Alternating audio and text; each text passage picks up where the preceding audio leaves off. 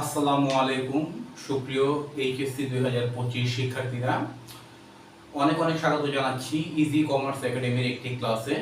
আজকে আমাদের আলোচ্য বিষয় হচ্ছে ব্যাংক সমন্বয় বিবরণী, হিসাব বিজ্ঞান প্রথম পত্র ব্যাংক সমন্বয় বিবরণী।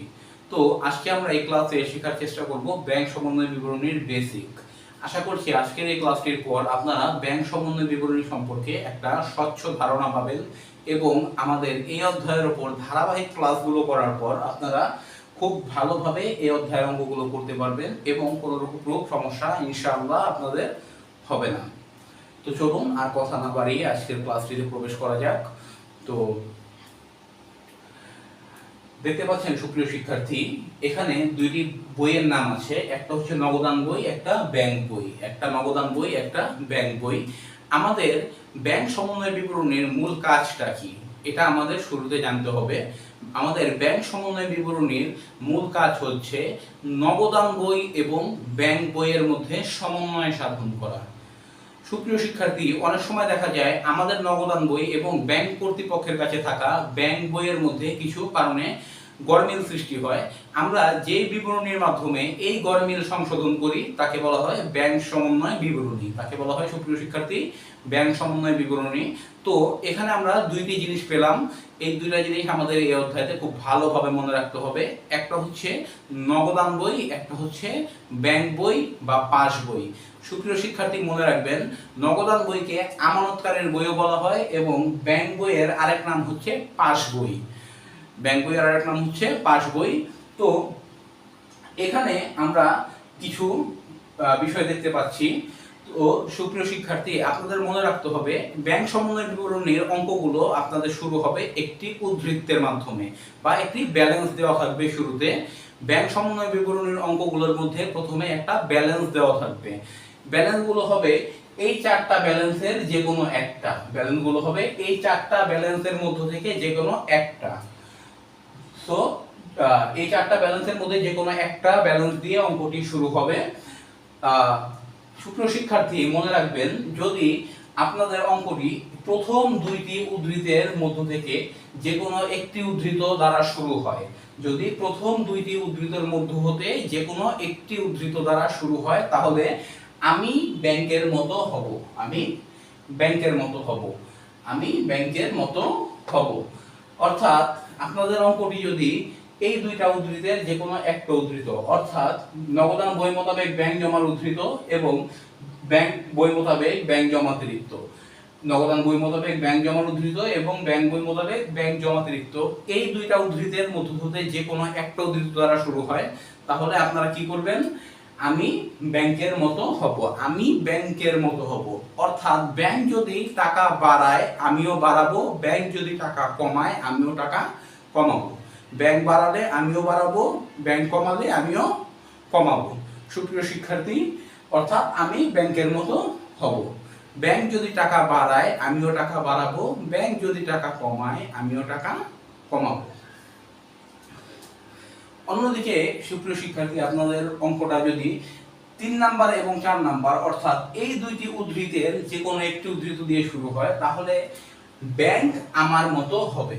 অর্থাৎ নগদান বই মোতাবেক ব্যাংক জমাতিরিক্ত এবং ব্যাংক বই মোতাবেক ব্যাংক জমার উদ্ধৃত। নগদান বই মোতাবেক ব্যাংক জমাতিরিক্ত বা ব্যাংক বই মোতাবেক ব্যাংক জমার উদ্ধৃত, এই দুইটা ইসের থেকে, এই দুইটা উদ্ধৃত থেকে যদি যে কোনো একটা উদ্ধৃত দিয়ে আপনাদের অঙ্কটি শুরু হয়, তাহলে ব্যাংক আমার মতো হবে। অর্থাৎ আমি যদি বাড়াই ব্যাংকও বাড়াবে, আমি কমালে ব্যাংকও কমাবে। আমি বাড়ালে ব্যাংকও বাড়াবে, আমি কমালে ব্যাংকও কমাবে। তো এই ছিল বিষয়। এখন এই অধ্যায়তে আপনাদের মূলত দুই ধরনের অঙ্ক করতে হবে। এক নাম্বার হচ্ছে জাবেদা, 2 নাম্বার সমন্বয় বিবরণী। 1 নাম্বার জাবেদা, 2 নাম্বার সমন্বয় বিবরণী, অর্থাৎ ব্যাংক সমন্বয় বিবরণী, যা আমাদের এই অধ্যায়ের প্রধান অঙ্ক। তো এই ছিল মোটামুটি বেসিক। এখন আমরা একটু আলোচনা করব সুপ্রিয় শিক্ষার্থী, আমরা কিভাবে ব্যাংক সমন্বয় বিবরণী তৈরি করব, কিভাবে ব্যাংক সমন্বয় বিবরণী তৈরি করব, এর ছক কেমন হবে ইত্যাদি ইত্যাদি। তো সুপ্রিয় শিক্ষার্থী, আপনারা দেখতে পাচ্ছেন এখানে ব্যাংক সমন্বয় বিবরণীর ছক। একটা বিবরণের ঘর হবে, একটা টাকার ঘর হবে এবং এটি টাকার ঘর হবে। অর্থাৎ বিবরণ টাকা টাকা, অত্যন্ত সহজ একটি ছক। বিবরণ টাকা টাকা। তো সুপ্রিয় শিক্ষার্থী, আমাদের ব্যাংক সমন্বয় বিবরণী শুরু হবে আমাদের অঙ্কের প্রথমে থাকা উদ্ধৃতটি দিয়ে। এখানে আমি লিখেছি নগদান বই মোতাবেক ব্যাংক জমার উদ্ধৃত, যেটা আমাদের 4টা উদ্ধৃতের মধ্যে প্রথম ছিল। আমরা ধরি যদি আমাদের অঙ্কের প্রথমে দেওয়া থাকে নগদান বই মোতাবেক ব্যাংক জমার উদ্ধৃত, এই উদ্ধৃত বা ব্যালেন্সটি যদি দেওয়া থাকে, আমাদের সর্বপ্রথম অঙ্কের এখানে এটা লিখে দিতে হবে। আমরা এই ঘরে টাকাটা বসিয়ে দেব, ব্যালেন্সের টাকাটা এই ঘরে বসিয়ে দিব। তারপর আমরা এখানে কিছু আইটেম যোগ করব, এবং কিছু আইটেম সুপ্রিয় শিক্ষার্থী বাদ দিব, কিছু আইটেম বাদ দিব। যে যে বিষয়গুলো যোগ হবে সেগুলো আমরা যোগ করব, এবং যে যে বিষয়গুলো সুপ্রিয় শিক্ষার্থী বাদ যাবে সেগুলো আমরা বাদ দিব। তো এই হচ্ছে আমাদের ব্যাংক সমন্বয় বিবরণীর ছক এবং অঙ্ক করার সিস্টেম।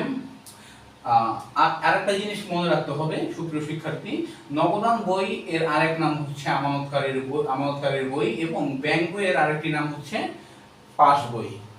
ব্যাংক বইয়ের আরেকটি নাম হচ্ছে পাস বই। আমি ছকটায় আরেকটা আবার যাব। ছকটা হচ্ছে বিবরণ টাকা টাকা, এবং শুরুতে আমাদের ব্যালেন্সটি লিখতে হবে। অঙ্কের শুরুতে আমাদের ব্যালেন্স লিখতে হবে। নগদান বই মোতাবেক ব্যাংক জমার উদ্ধৃত লিখেছি আমি এখানে। আপনাদের অঙ্কে যেই উদ্ধৃতই থাকুক না কেন, আপনারা শুরুতে এটি লিখে নেবেন এবং এই ঘরে টাকাটা বসাবেন। তারপর কিছু আইটেম যোগ হবে এবং কিছু আইটেম এখান থেকে বাদ যাবে, সেগুলো লিখতে হবে। আমরা যোগের আইটেমগুলো এটার সাথে যোগ করব, ব্যালেন্সের সাথে যোগ করব, এবং বাদের আইটেমগুলো এখান থেকে বাদ দিব। তো এই ছিল সুপ্রিয় শিক্ষার্থী আমাদের আজকের ক্লাস। আশা করি বুঝতে পেরেছেন। যদি কারো কোনো বিষয়ে কোনো জিজ্ঞাসা থাকে, কোনো কোশ্চেন থাকে, অবশ্যই কমেন্ট সেকশনে জিজ্ঞেস করবেন। ইনশাআল্লাহ পরবর্তী ক্লাসে বুঝিয়ে দেওয়ার চেষ্টা করবো ইনশাআল্লাহ। তো এই ছিল সুপ্রিয় শিক্ষার্থী আমাদের আজকের ক্লাস। নিয়মিত ভিডিওগুলো পাওয়ার জন্য সাবস্ক্রাইব করবেন, চ্যানেলটি সাবস্ক্রাইব করে রাখতে পারেন এবং বেল আইকনে ক্লিক করতে পারেন। ভিডিওটি ভালো লাগলে লাইক করবেন এবং আপনাদের বন্ধুদের সাথে শেয়ার করবেন। আসসালামু আলাইকুম ওয়া রাহমাতুল্লাহ।